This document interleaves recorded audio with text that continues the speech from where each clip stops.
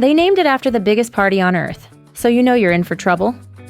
From Guy's Burgers to themed dance-offs to Bolt, the first roller coaster at sea, this is Carnival's Mardi Gras. And I'm here to find out if it's all fun and games or just all noise. I spent 14 nights on board, trying out the bars, parties, entertainment, and food. Here's the truth about the Carnival Mardi Gras. Embarkation in Cape Canaveral was smooth, 30 minutes from curb to ship. For context, I once spent 3 hours baking in Miami heat just to board, so this felt like business class boarding in comparison. First impression? The Grand Central Atrium. Forget the old neon atriums with glass elevators. This is 3 decks of glass walls, LED screens, and live performance space. It feels like Carnival hired a Broadway set designer and told them, make it Instagram ready. For this sailing, I stayed in Suite 9433, one of Mardi Gras' midship ocean suites. The suite seemed more like a larger balcony room versus a real suite, but I am not complaining, as it felt contemporary and came with suite perks, like first-off privileges at all of the ports. This made a huge difference on the last day of the cruise as I got off the boat in 10 minutes. Inside, spacious seating area, tons of storage, a bathroom with a real shower instead of a coffin-like space, and a bed so comfortable I fell asleep as soon as my head hit the pillow. The best part? The balcony. Sunrise with coffee, sunset with cava. It made crossing the Atlantic feel like I had a private seaside villa. Except this one floated to Spain. Sea days can drag on long crossings, but not here. Grand Central doubled as a full-blown theater. One night it was aerialists soaring in front of 3-story windows. The next, a live concert that had people dancing in the aisles. Punchliner Comedy Club hit in the afternoons and late at night. I went 4 times. My sides hurt more than after Bolt, and that's saying something. Production shows like Voodoo Moon and Vegas Nights brought glitter, energy, and a surprisingly polished cast. Havana Bar turned into a salsa club at night, fitting since we were sailing toward Spain. 80s Night on Mardi Gras was a full-blown deck party. Picture neon headbands, glow sticks, and crew members in spandex leading line dances under the stars. It wasn't just karaoke. The cruise director had us doing a Thriller dance-off by the pool. Half the crowd was nailing the moves. Half of us looked like malfunctioning robots. But everyone was screaming the lyrics to Don't Stop Believin' by the end.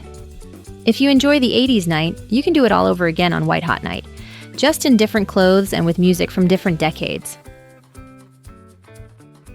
This ship is basically a floating pub crawl. Brass Magnolia, New Orleans jazz, velvet booths, and Sazeracs that made me want to wear a feathered hat.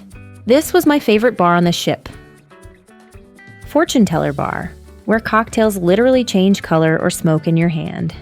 My abracadabra went from purple to clear before I could even Instagram it. Red Frog Tiki Bar, 2 decks of rum and sun. The pool game on Mardi Gras is strong. Beach pool, classic, lively, with rows of loungers. Tides pool, aft, calmer and perfect for sunset. Serenity pool, smaller, boutique, adult only and less crowded. Loft 19. I splurged one day. Private cabana, champagne, butler service, fruit platters, robes. At $500 on a sea day, it's steep, but half price on a port day? Totally worth it. Carnival designed Mardi Gras dining to push you beyond the buffet. Honestly, smart move. Big chicken. Shack's sandwiches beat Jubilee's fries, hands down.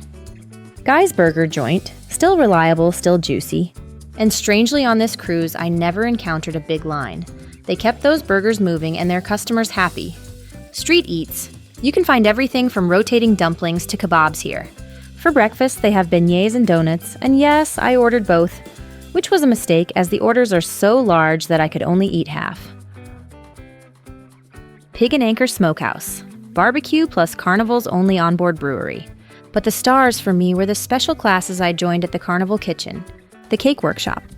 Let's just say my piping skills won't win awards, but my cake actually looked edible. Emeril's favorite, hands-on gumbo and jambalaya. Emeril didn't pop in, but the food still made me say, bam. The Orient Unknown. An immersive cooking class ending with a multi-course Asian-inspired dinner. It was like a food tour without leaving the ship. We cooked and ate our way through Malaysian food, which was really delicious. And then the ship's chefs prepared platters of food for us. But let's face it, we were already stuffed by the time those platters appeared. Specialty dining added even more. Emeril's Bistro with beignets and Cajun classics. Rudy's Sea Grill, seafood served on whimsical fish plates. I had a giant shrimp entree that was so delicious that I will definitely return. Come prepared to talk with your neighbors, as the tables are so close together, you will make new friends. Fahrenheit 555 Steakhouse, still the best value steak at sea. Bonsai Teppanyaki. This is one of my favorites. Think flying shrimp, fire, and laughter. And as usual, the chefs were competing with each other and getting us to sing along with some 80s tunes. One of my favorite late afternoon activities was wandering around the ship to see what types of entertainment I would run into. And I ran into a lot. I liked this time of day to have nothing planned, and just see what I would find. And find I did, as there was always something happening on the boat. Most often, it was the bands in the bars that drew me in, as there was always a great band just around the corner. Music is just always available.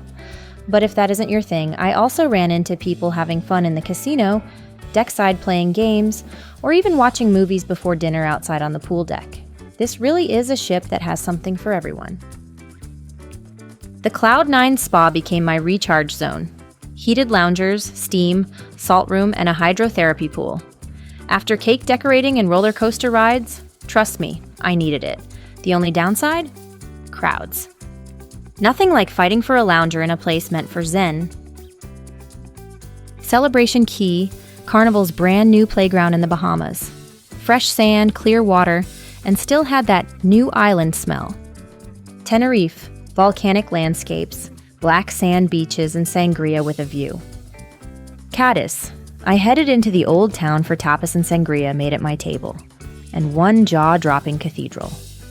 Málaga, Picasso's birthplace, Moorish castles, and seafood so fresh it practically jumped on the plate. Barcelona, the finale. After 14 days at sea, sailing past Montjuic and spotting La Sagrada Familia rising over the skyline was unforgettable. So, is Mardi Gras Carnival's game changer? Yes. It's part floating theme park, part food festival, and part jazz club. In 2 weeks, I baked a cake, cooked gumbo, sang in a Havana salsa bar, lost my dignity in a thriller dance-off at 80s night, and even managed to sit down for a civilized afternoon tea, all without leaving the ship. This isn't just Carnival's fun ship. It's Carnival growing up, but keeping the party. And I'd book the same suite again in a heartbeat. If you enjoyed this video, please like it and subscribe.